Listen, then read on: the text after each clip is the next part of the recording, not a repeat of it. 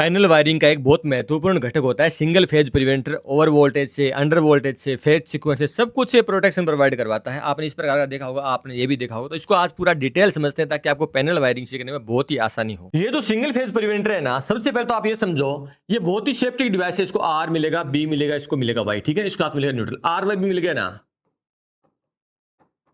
अब क्या करेगा ये, जब सब कुछ इसको ओके मिलेगा तो यहाँ पे एक ब्लिंकिंग आएगा ऑन का, पावर ऑन है, ये बोलेगा पावर ओके है। कैसे? जैसे इसको आर मिला, वाई मिला, बी मिला और न्यूट्रल में साइड का डायग्राम है।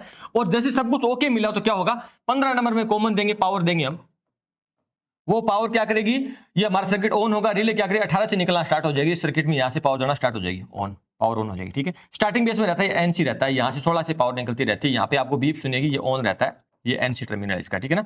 ये इसका एनसी, ये वाला इस प्रकार काम करता है। सेम 25 नंबर इसका जो काम करेगा, ये हमारा कॉमन है, इसको हम पावर देंगे, कोई भी एक्स वाई जेड, और हमारा ऑन होते क्या करेगा 28 से पावर निकलना स्टार्ट हो जाएगी। कब निकलेगी, जो इसको आर वाई भी तीनों प्रॉपर मिलेंगे।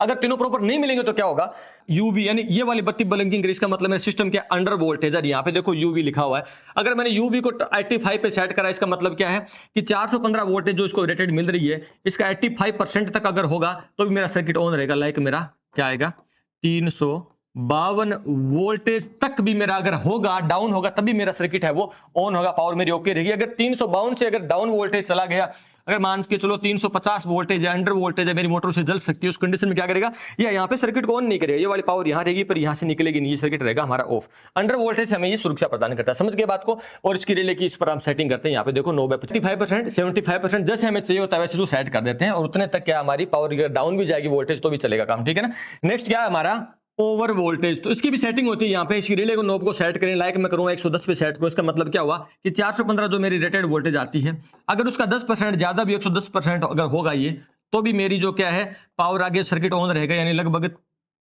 456 वोल्टेज तक भी अगर पावर जाएगी ना, तो भी मेरा सर्किट क्या रहेगा, ऑन रहेगा। अगर उससे ऊपर चली गई, अगर 460 भी चली गई तो क्या होगा, सर्किट मेरा ये 460 पे और वोल्टेज बोलेगा, ये तोड़ देगा, यानी ये सर्किट टूट जाएगा। यहाँ से पावर है वो यहाँ ना आ जाएगी, यानी यहाँ का जो एनओ एनओ ही रहेगा, एन से नहीं मिलेगा, एन से का मतलब ये वाली पावर है वो यहाँ से नहीं निकलेगी, ठीक है ना। इस प्रकार ये काम करता है, इसका एनओ काम करता है।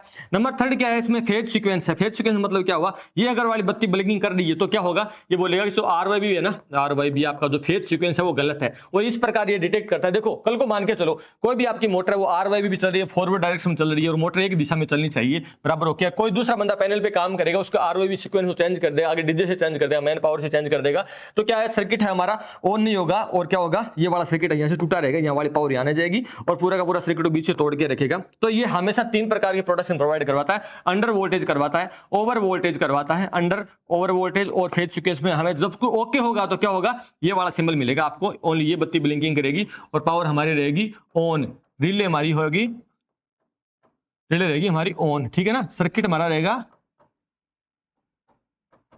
Okay okay and healthy. तो ये था सिंगल फेज प्रिवेंटर। अगर इसकी आपकी पूरी वायरिंग समझनी हो तो आपको क्या करना पड़ेगा, टू अटैक का field to factory master course है वो ज्वाइन करना पड़ेगा।